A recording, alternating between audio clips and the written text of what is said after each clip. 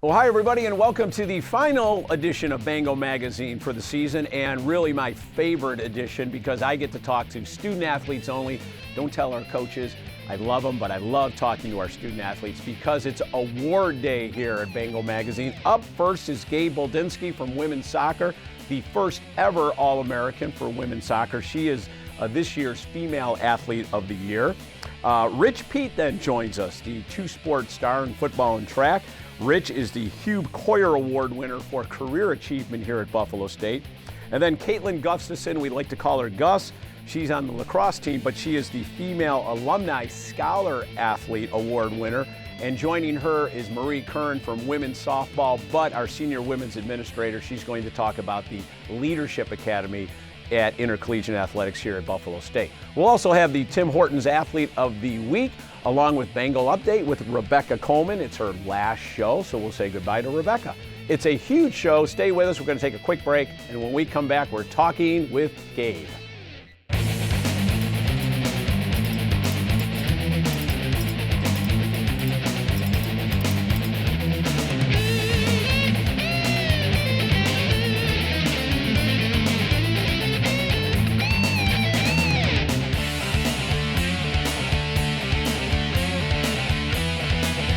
Welcome back, everybody, and welcome Gabrianna Boldinski. We like to call her Gabe, or she goes by Gabe. First ever All-American in women's soccer history, and she is this year's Female Athlete of the Year, the Bangle Award. And Gabe's been on a little bit. She's a little nervous, but we're going to look at that beautiful smile. We're going to relax her a little bit, and because we're going to go back to Kenmore East days. I'm a graduate of Kenmore East. Both of us are Bulldogs. You were a three-sport standout at Kenmore East, and soccer obviously was one of those sports. What was it like playing at Kenmore East, and thoughts of college? Were there thoughts of playing soccer in college or maybe one of the other two sports? Well, I knew I wanted to play, but I didn't know if there would be recruits because we weren't the greatest team. Okay. But if the opportunity came, I was going to take it. And what were the other sports that you played? Softball and basketball.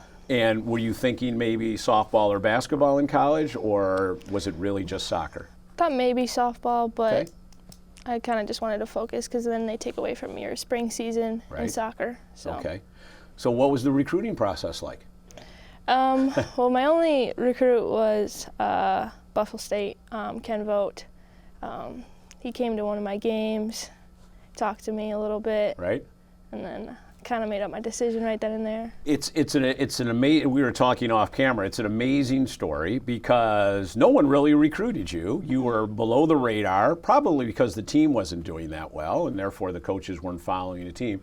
And here comes Ken Vogt, a volunteer assistant for women's soccer. And what did Ken say? And were you surprised by the visit and the process?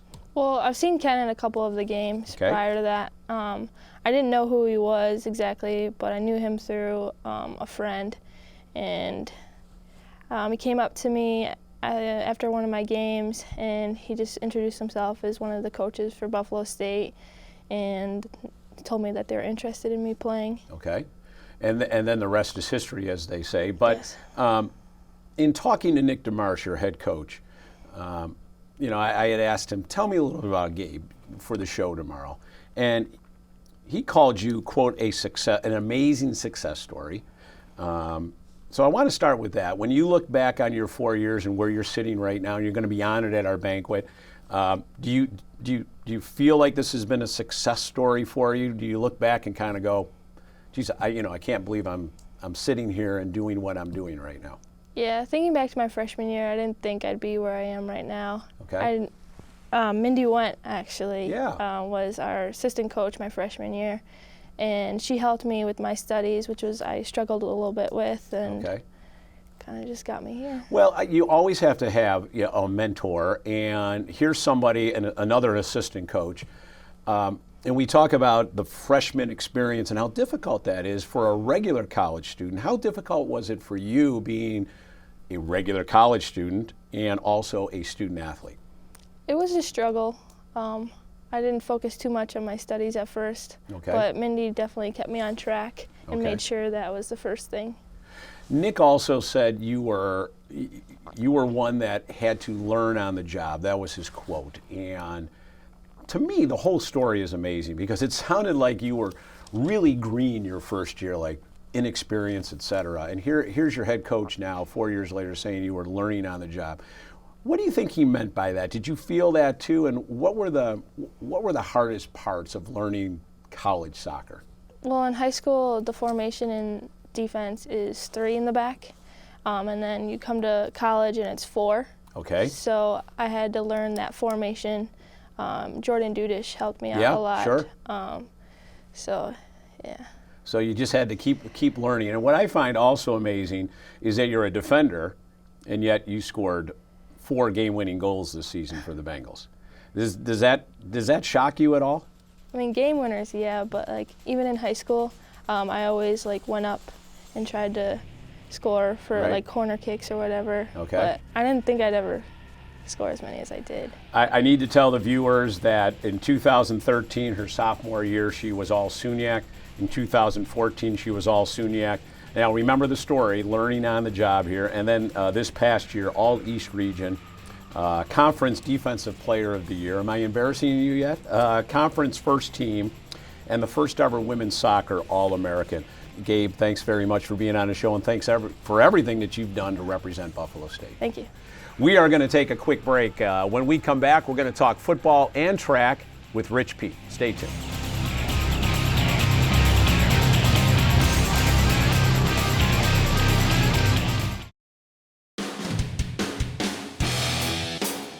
Congratulations are going out to this week's Tim Hortons Athlete of the Week, and it's pitcher Lexi Haley from the Bengal softball team.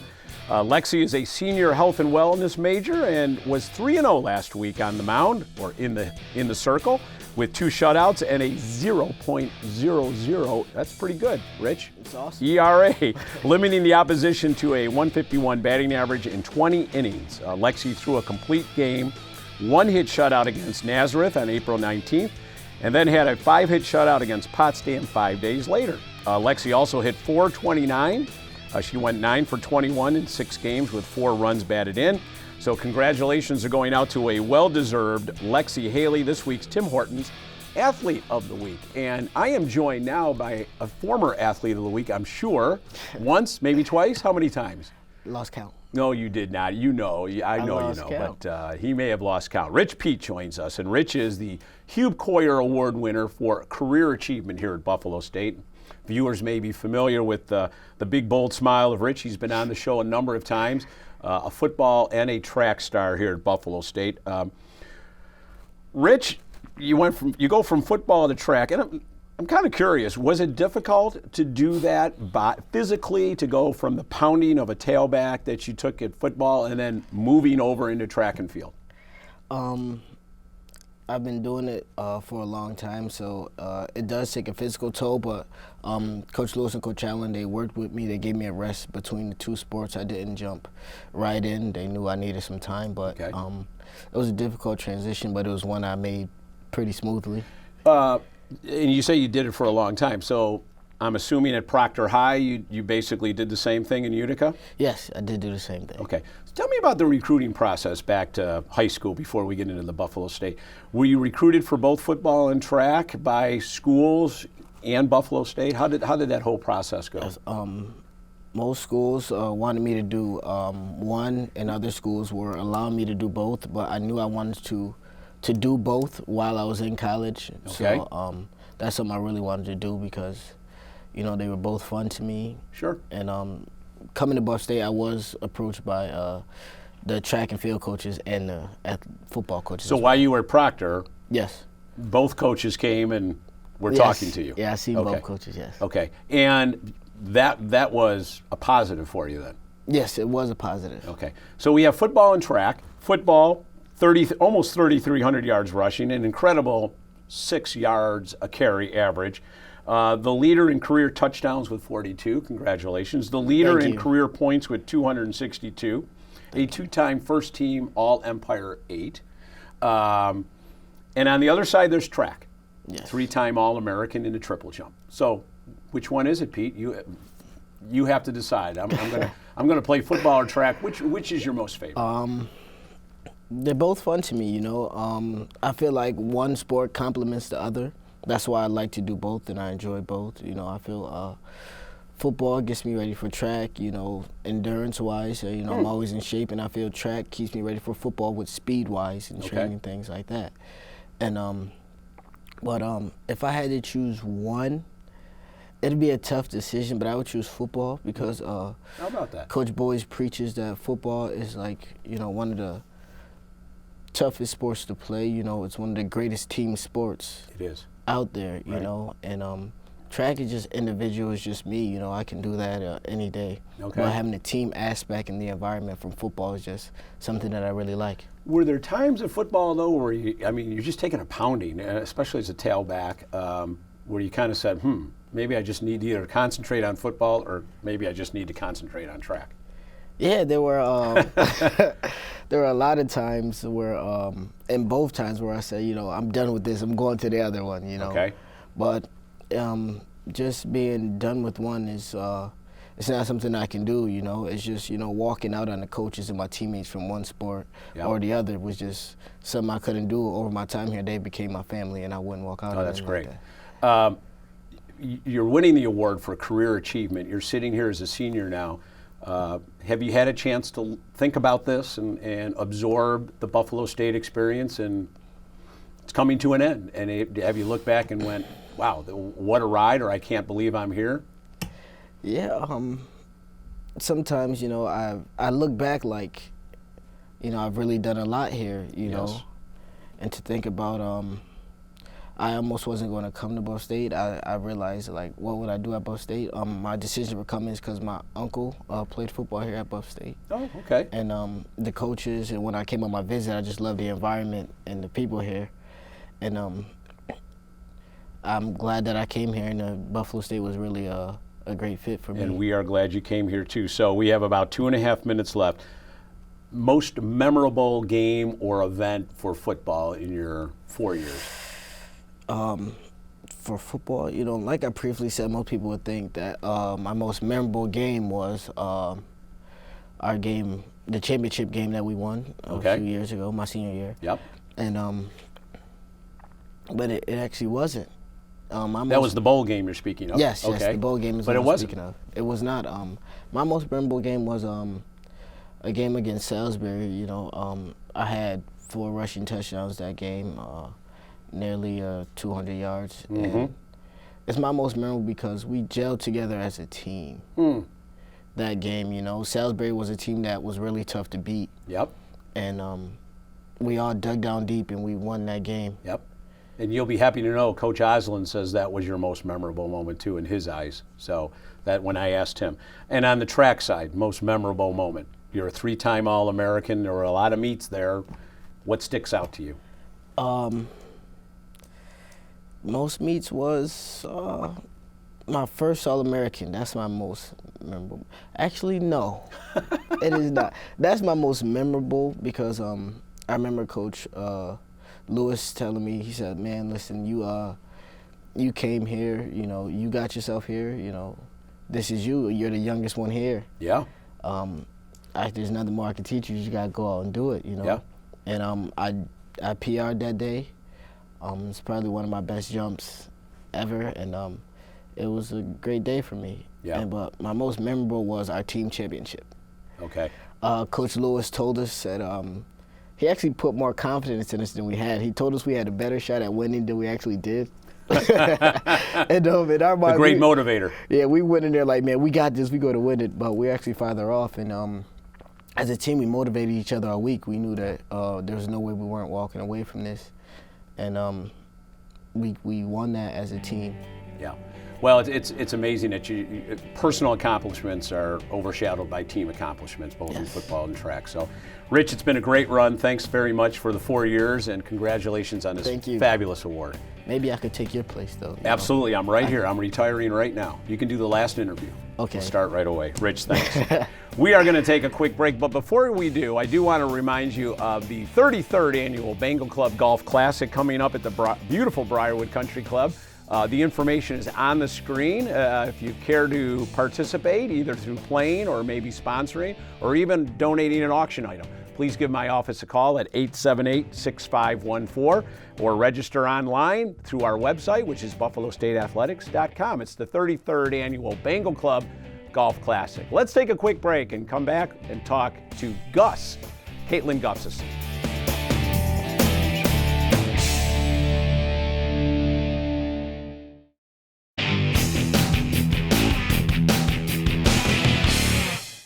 Hello and welcome to Bangle Update, sponsored by Hero Certified Burgers, located on 976 Elmwood Avenue in the beautiful Elmwood Village, just minutes from the Buffalo State campus.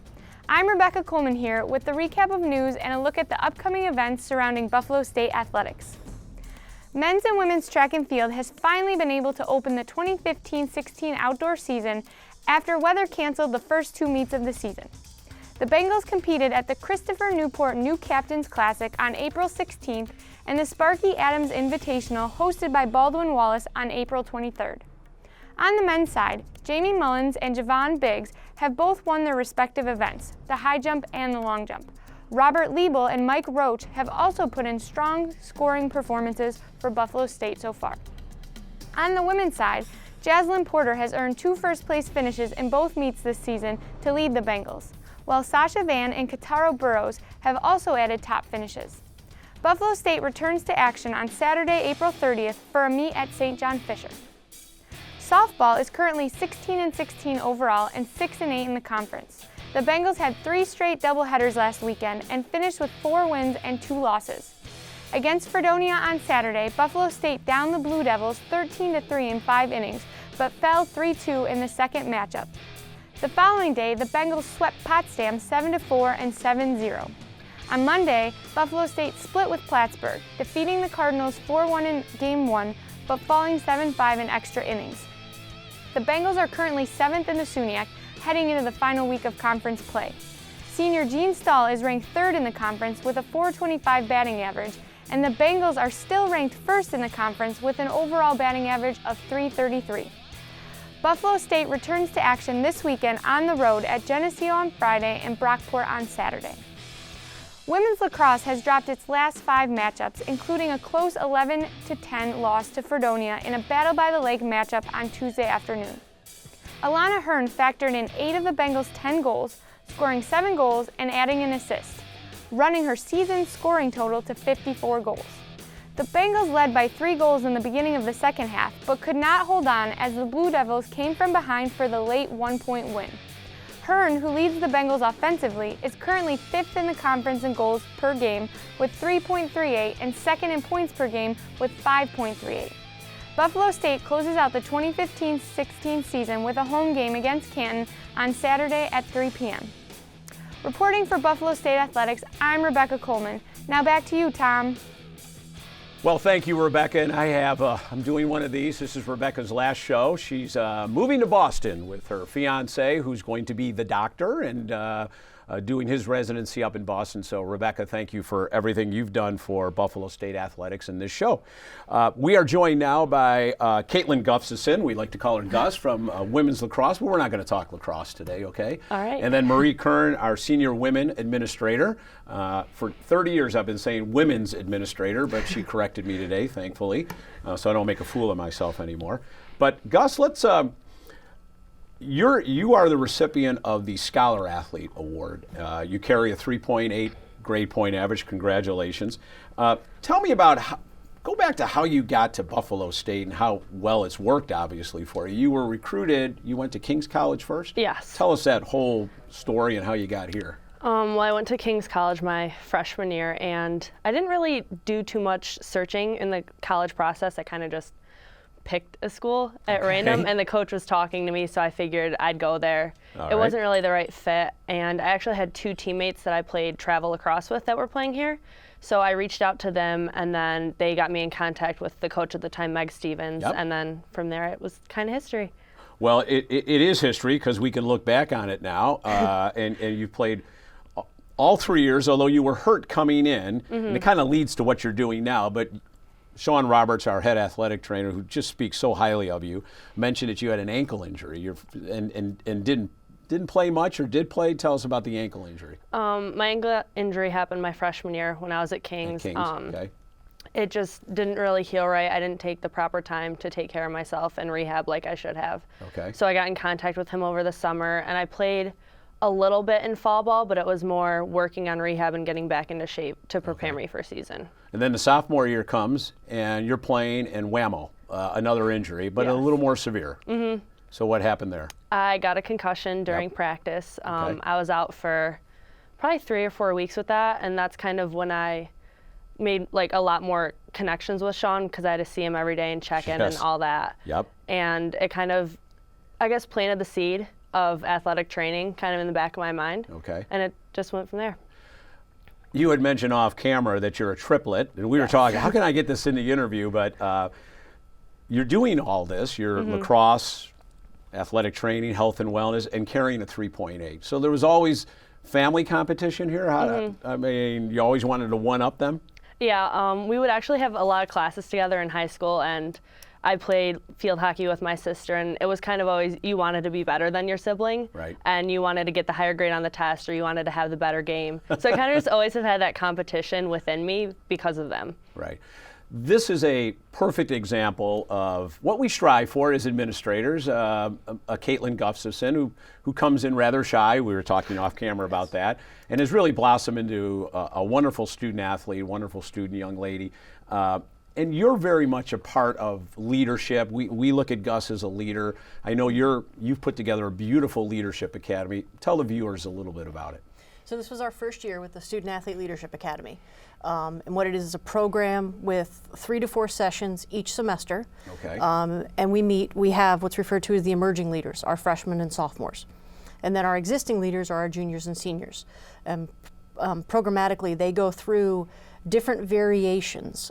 So a great example of Gus is a young lady coming in as an emerging leader who doesn't communicate very loudly, is very much more quiet, reserved, figuring out life, and that's part of the emerging process, is getting them to be comfortable in their own skin as a communicator.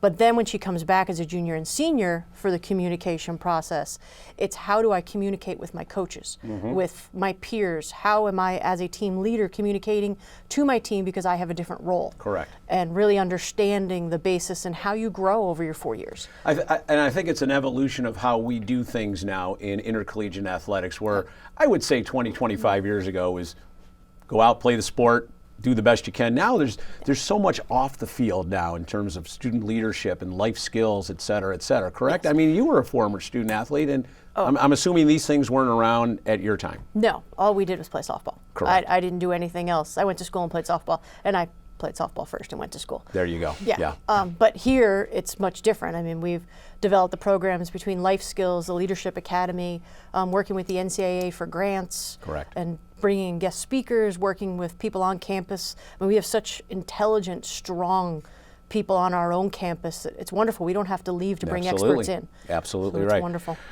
So, leader, 2000, you decide to get into athletic training. I'm not sure where that all happened. Give us the evolution of when you decided, okay, maybe becoming a certified athletic trainer is something I want to do. Well, last spring, I decided to do an internship through Health and Wellness. I did it in the training room. Okay. And I kind of just thought it would be an easy thing. I get to hang out in the training room, see my friends, and like hang out with Sean every day. Didn't really think too much of it, just kind of wanted to do it for credit. And then after a few weeks, I realized that I actually liked what I was doing, and I kind of had a knack for it. Correct. And then I decided to volunteer again in the fall. So you're being very humble. Let me tell the viewers, spring of 2015, you're also playing lacrosse though at the same time. Yes. You're interning in our sports medicine office. So there's incredible time management there. And then you decide, well, you know, my intern's over, but yeah, I kind of like this. You volunteer this year. And they put you on football. Yes. And I'm like, yikes. What was that like? You got these behemoths on the line, and you know, football players are football players. Yeah. How did that had to be an incredible experience for you? It was. It definitely did teach me a lot about time management, because I also helped out with men's and women's soccer, kind of wherever they needed me.